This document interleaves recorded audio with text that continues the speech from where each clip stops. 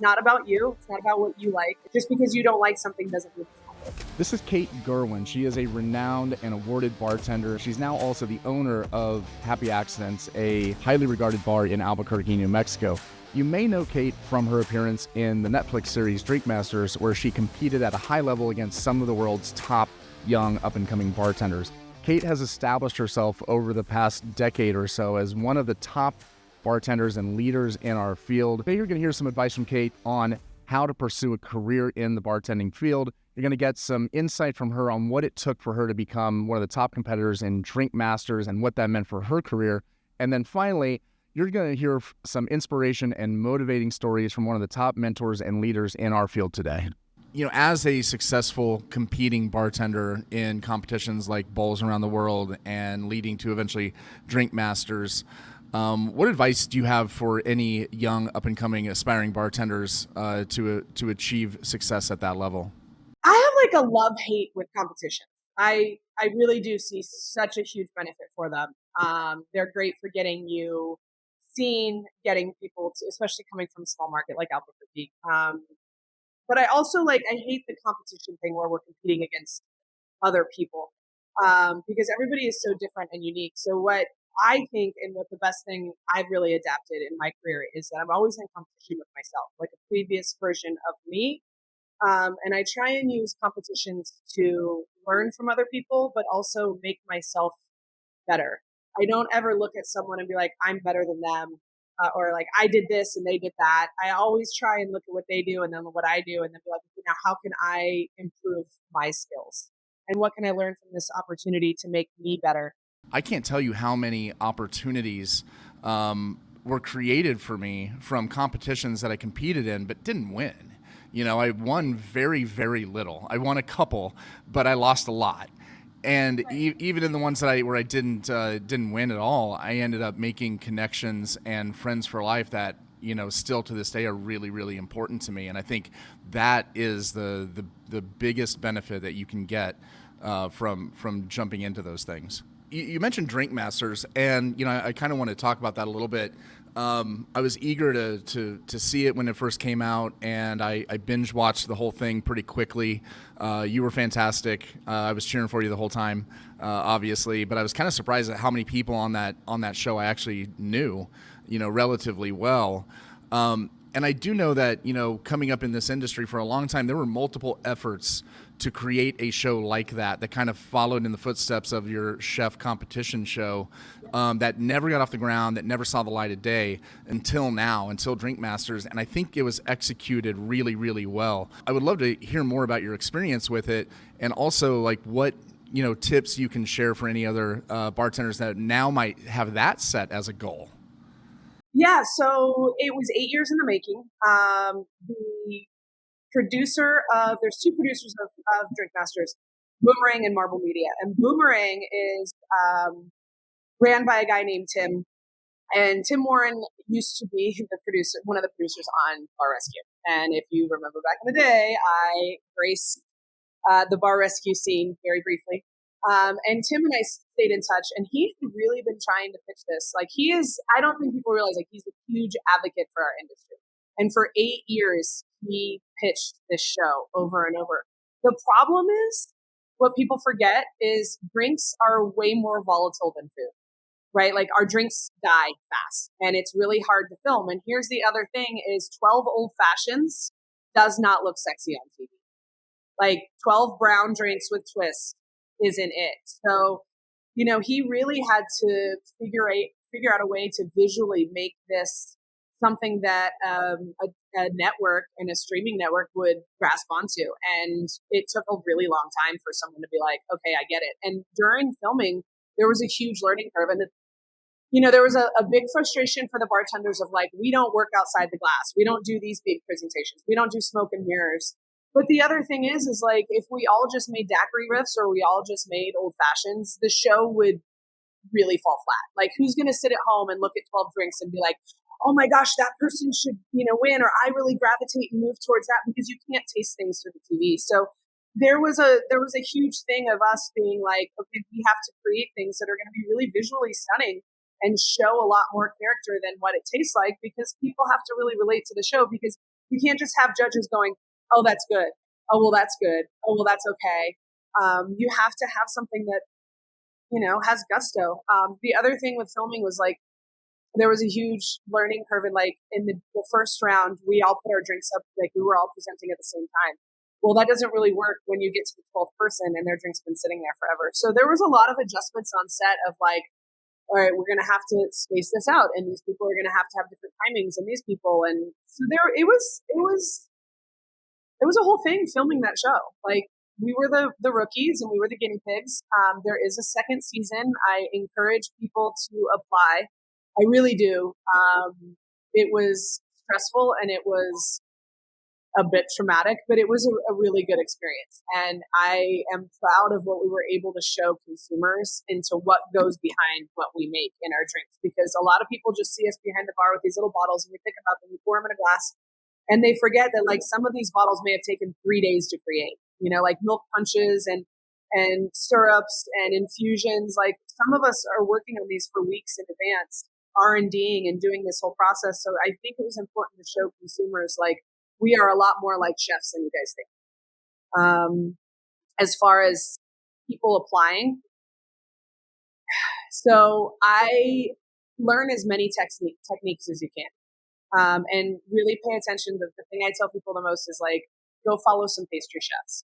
Pastry chefs are like gods in my world. They have so many unique applications and techniques in the drinking world that we forget about, and like they're so creative and they have such little time to work with. I think following some pastry chefs for garnishes and techniques and things that are a lot more visual really help the garnish game. And in Drink Masters, the garnish game is really important. It just is. When I went on the show, my thing was I have 90 minutes to execute as many things as I can. I know that some of them aren't going to work. Like I know 1 or 2 of the 5 things I do are probably going to fail. So when I picked my flavor profiles, when I picked my ingredients, I went in and was like, how many ways can I manipulate these ingredients? I'm going to make a sorbet. I'm going to make a foam. I'm going to make an infusion. I'm going to make a jelly. And at the end, I'll pick the best 3 and I'll use those for my dish, because you're in such a hurry and you have so much little time and you're with new equipment and new people and you're running around. Not everything's going to work out. So my thing was do everything, pick the best, throw it on the plate, and roll with it. Kind of going from something like that, like Drink Masters, where you're kind of showcasing these wild techniques and flair and all the drama and everything that gets people's attention and gets them excited. The reality is, there's a very, very tiny percentage of practical applications for those things in most bars. A vast majority of bars, never do those types of things. Most bartenders do not do them on a daily basis. It's not a practical thing, but it's a way to get noticed and a way to get attention. The other side of it, the flip side of that coin, the practical side of it, is that you have also launched bars around the country. You teach at Bar 5 Day, which is probably the top-notch educational program for cocktails and spirits and bartending. What more practical insights can you share with young up-and-coming bartenders from those types of things, from launching other bars around the country, from consulting, from teaching at Bar 5 Day, that can help them have an impact in their careers and in the industry? I think that bartenders throw around a lot of words and techniques that they really don't understand. And the thing that I teach day one for all new bartenders and old bartenders and chefs is how to taste, and the difference in taste and flavor, and that taste is subjective, that it has a lot to do with the region that you live in and the country you live in and the background of the guests that you have. So I think it's important to remember that it's not about you. It's not about what you like. It's about what other people like. And just because you don't like something doesn't mean it's not good.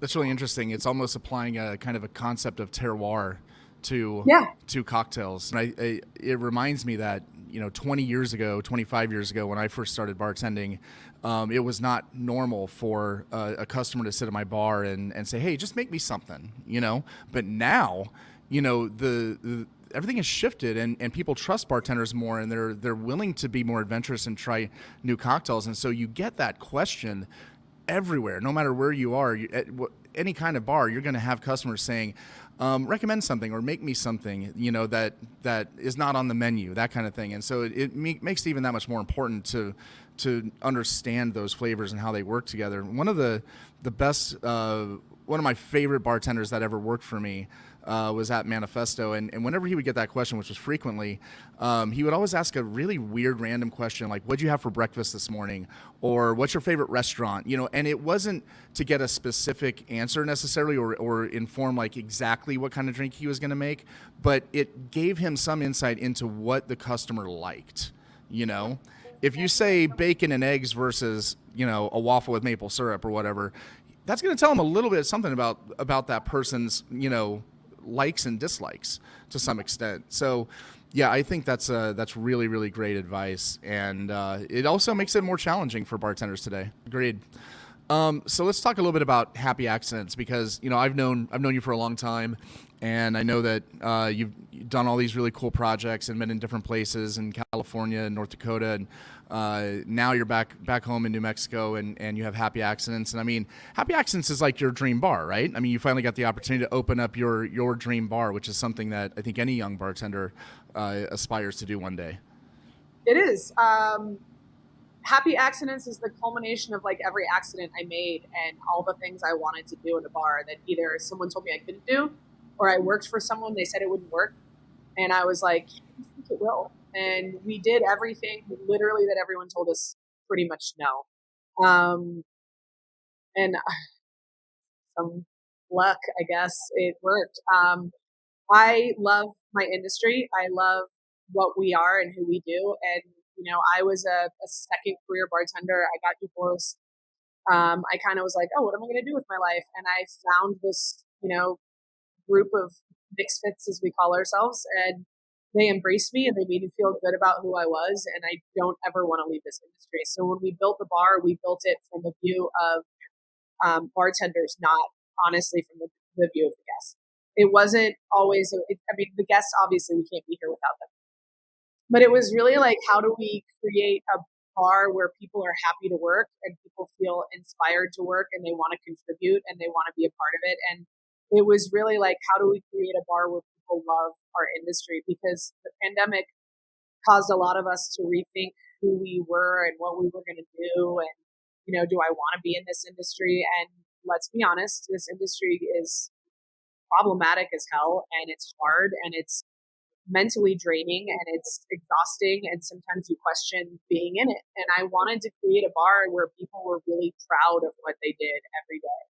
And I think we've been really lucky that we've had a great group of people who've helped us, kind of hone in on who we are. But the drinks that we make and the environment that we create are 100% from a bartender's perspective. We don't have servers. Everyone's a bartender. We do bar service at the table, so whoever comes to your table is literally bartending right there for you.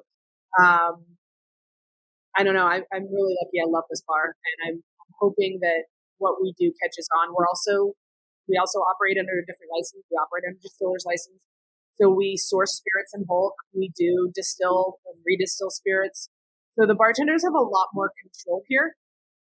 If they want to make like a citrus forward or a, lavender goes crazy here. They want to make a lavender gin. They go to the still and they are able, once they've been trained, they're able to redistill their own gin. They're able to blend their own whiskeys with their own mash bill. They're able to control the proof of the spirit that they're making and the cocktail they're making. So it's a fun experience because you get complete control over what you're putting into the glass and delivering to the guests. And I think that the bartenders have a lot of fun. When we do pop-ups, like Suzu came and did a pop-up, and he loves gin, and he got to distill his own gin, and he made it like an aloe vera mandarin green tea gin, and it was absolutely flippin' delicious. We ended up bottling it. And he tells me all the time, it's like one of the best pop-ups I've ever gotten to do, because I got to really do things that I'm not used to and explore different types of flavors and make a martini that I never knew I could make. And I don't know, I think it's fun that we still challenge ourselves to think outside of the bar formula that we're used to, because there's still room to grow. And I hope someone takes our business model and improves on it. And then someone takes that business model and improves on it.